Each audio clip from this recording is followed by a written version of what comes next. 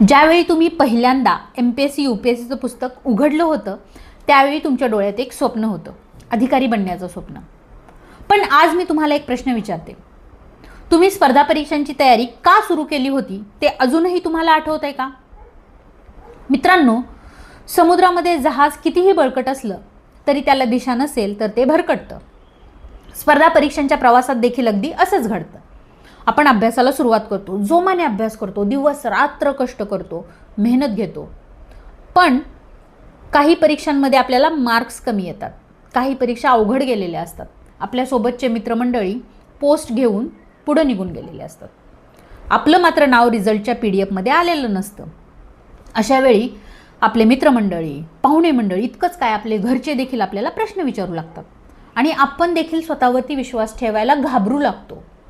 सगळं जगच आपल्या विरोधात गेलंय की काय असं वाटू लागतं. अशा वेळी सरळ पुस्तक बंद करून द्या, डोळे बंद करा, एक दीर्घ श्वास घ्या आणि स्वतःला एक प्रश्न विचारा, मी स्पर्धा परीक्षांची तयारी का सुरू केली होती? माझं व्हाय काय आहे?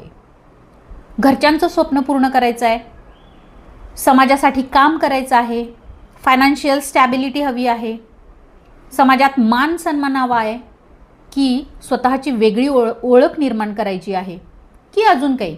तुमच्या प्रत्येकाचं उत्तर वेगवेगळं असेल, पण तुमच्या सर्वांचं ध्येय मात्र एकच आहे, ते म्हणजे MPSC UPSCतून पोस्ट मिळवणं.